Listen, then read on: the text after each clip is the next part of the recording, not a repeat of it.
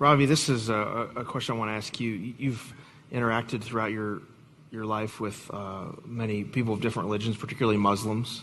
And this question is a good question. What question should I ask a Muslim who is satisfied in his own religion, God, and rituals? His religion brings him to his knees 5 times a day, and he says he's not lacking anything in his soul and life. His values and morals appear many times stronger than Christians he knows. How would a Christian approach someone like that with the gospel? I think one of the most important questions you can ever ask a Muslim, but most importantly, always try to befriend them first. If you get into a vacuous argument, you will almost never win it, unless you have the protracted opportunities back and forth, like Nabil Qureshi's case with a friend of his. They periodically and regularly would get together and pick out the thorny areas of the other person's faith, which you can do with a friend. But just first understand your faith well.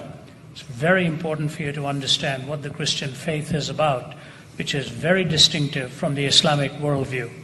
You know, the Christian worldview, the Judeo-Christian worldview, is the only worldview, hear me carefully now, is the only worldview where your salvation is a gift, and that of grace, not of works, lest any man should boast. There's no other worldview that gives you that option. Every pantheistic worldview, Hinduism, Buddhism, Sikhism, all of them are karmic. Every birth is a rebirth, every birth is a payment for the previous life. Islam, Muslims, if you ask a Muslim, how do you know you're going to get into paradise? His answer would be, my good deeds will have to outweigh your bad deeds. And you ask him a simple question, do you know if they will? His answer will be, inshallah. It's the wish or the will of God that whether my good deeds will outweigh my bad deeds. Almost every Muslim that I have talked to, without exception, almost every Muslim has come to Christ in one of 2 ways. Either through a dream, where God spoke to them in a dream, or through the love of Christ shown to that Muslim by another believer. I have a very dear friend who went to be a missionary. I won't tell you which country. He was born and raised there, came to this part, came to know the Lord. And his wife was an American gal. He came from the Middle East. And she used to go to church, and he despised it. On Wednesday nights, she would go to a Bible study. They had one car. He would go to pick her up. And he would be waiting outside. He told me the story. He said, and sometimes the Bible study would be going longer, and he'd be breathing, threatening, and slaughter sitting in the car. And the pastor would come out with a tray with some sandwiches or cookies and a cup of coffee or tea and offer it to him while he was waiting.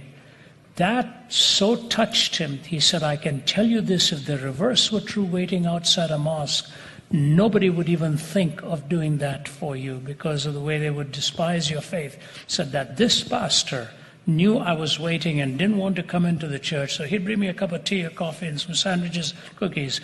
Gradually melted his heart. One thing led to another. Through the study of the Bible and the loving extension of friends, he came to know Christ. But oftentimes I have posed this question to the Muslim. If you don't know whether you're ever going to reach paradise, what is your assurance? He has no assurance.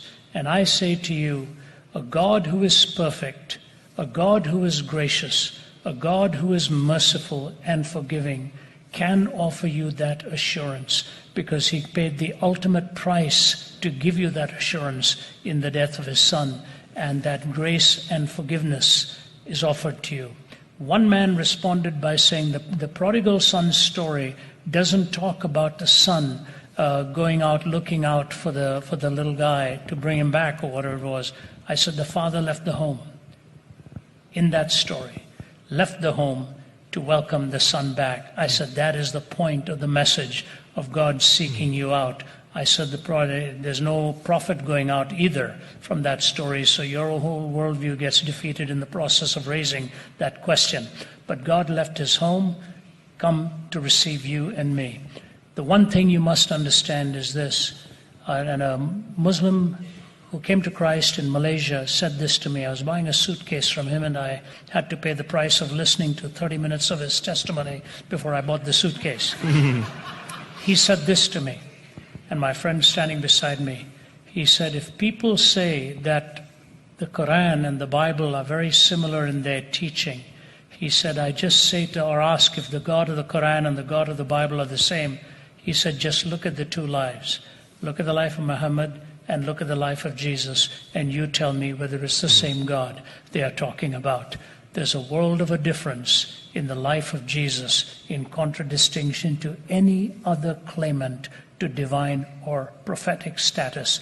The difference is so stark that the attractiveness of his love is unparalleled anywhere else.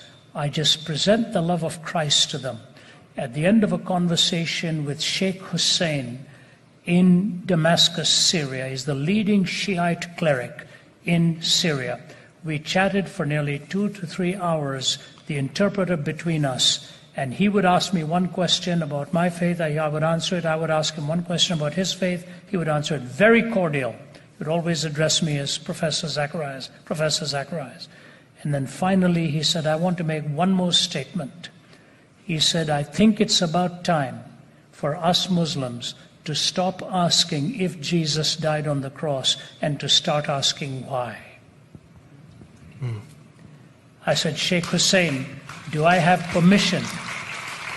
Do I have your permission to quote you, sir? He said, you have my permission on that. The pastor who had taken me to the forum said, I was stunned when he made the comment.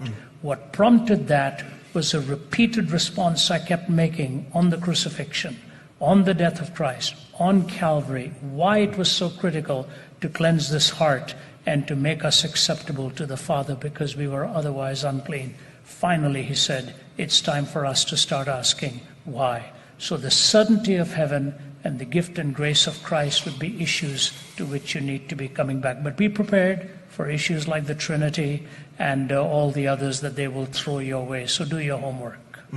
That's a great story. Great. Thank you so much for that.